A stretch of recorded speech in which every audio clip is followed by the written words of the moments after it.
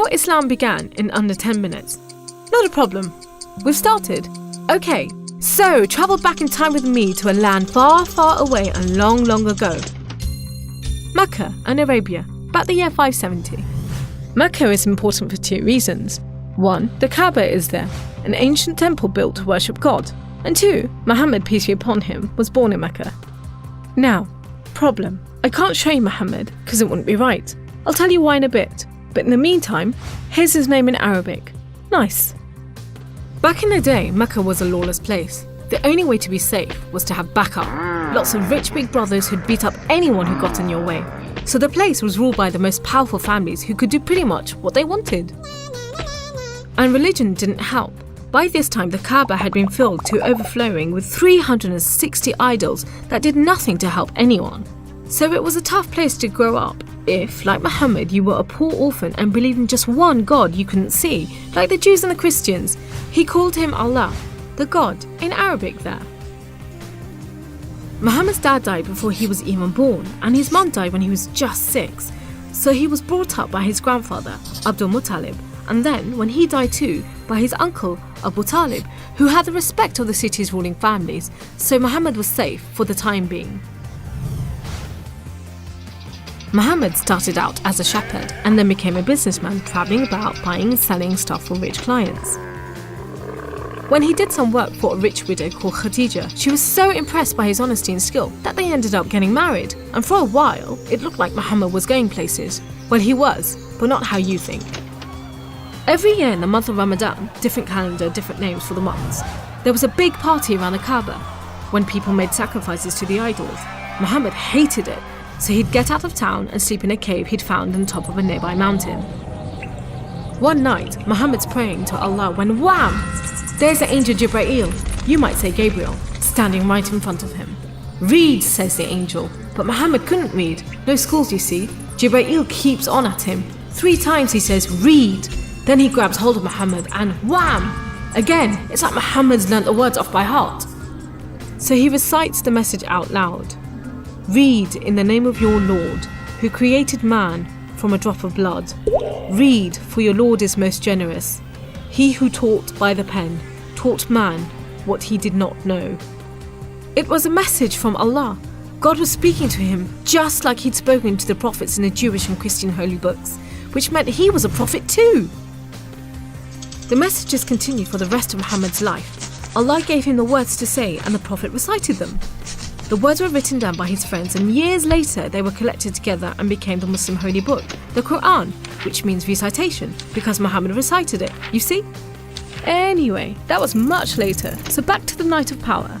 Muhammad tells his family, then his friends, and eventually everyone about Allah, that he's the one and only God, that he wants everyone to be treated fairly, and long story short, it didn't go down well with the ruling families of Mecca, who liked things just the way they were, thank you very much. You see, Islam means obedience to Allah, and Muslim means someone who obeys Allah, and the ruling families didn't want anyone obeying anyone else but them.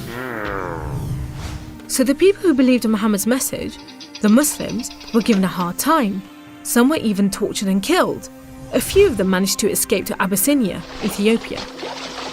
But most were stuck in Mecca. Muhammad also had to cope with the death of his wife, and then just a few weeks later, his uncle too. Feeling very down, he went to the Kaaba to pray to Allah one night. Then, the weirdest thing happened. Jibreel turns up, sits him on a winged horse called Al-Buraq and flies him all the way from Mecca to Jerusalem. He prays with all the prophets who have ever lived. Then, he's taken up to the heavens to chat with some of the prophets, and then into paradise itself, where Allah tells Muhammad to pray 5 times a day and to stay strong. He's returned to Jerusalem and then flies back to the Kaaba in Mecca. We call it the night journey, and Muslims still argue whether it was a real experience or a vision, but whatever, it gave Muhammad a much needed boost, and just as well, because there were more tough times ahead. So, there was this other city called Yathrib. The people there heard about Muhammad and his message and invited him and his followers to join them. A few at a time, the Muslims left Mecca and made a dangerous journey across the desert to Yathrib. It's known as a hijra, which means migration, like birds do. Muhammad and a few of his friends stayed in Mecca until everyone had got away and then made plans for their own escape. But the ruling families wanted to kill Muhammad while they still could, so 7 sons, one from each family, were sent in the middle of the night to stab the Prophet while he slept. But he was way ahead of them, and when they burst into the house, Muhammad was gone. Trackers were sent out to hunt him down.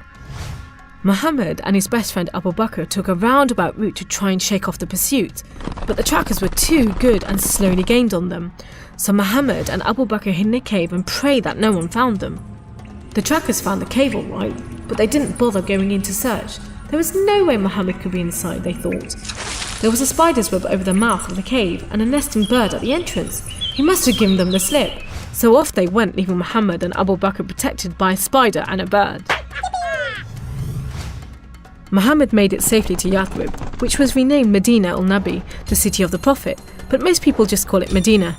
But Muhammad's worries weren't over yet. There were 3 big battles between the Muslims and the Meccans. First, the Battle of Badr, when Muhammad and just 313 men faced 1,000 Meccan soldiers. Miraculously, the Muslims won. Then there was the Battle of Uhud, which didn't go so well. Some of Muhammad's men disobeyed his orders and ran off during the battle to raid the Meccans' camp, and so the Muslims were outmaneuvered. Then there was the Battle of the Trench. Medina was protected on 3 sides by mountains, so when the Meccan forces advanced in the city, the Muslims just dug a deep trench. The Meccans made camp, but the weather was terrible. Pouring rain put out their fires and howling winds blew down their tents. Eventually they gave up and went back to Mecca. It was all a bit embarrassing. They were losing the respect of the local tribes who were flocking to join the Muslims. So a peace treaty was signed at Hudaybiyah, but it wasn't long before the Meccans broke it. Muhammad decided that enough was enough. By now he had over 10,000 men, so he led them across the desert to Mecca. The ruling families realised they'd made a huge mistake, but it was too late. All they could do was surrender and hope that the Muslim army killed them quickly. But Muhammad said there should be no more fighting. He rode into Mecca and went straight to the Kaaba. He circled it 7 times anti-clockwise and smashed all the idols, rededicating the Kaaba to Allah. And that's why I'm not going to show you Muhammad.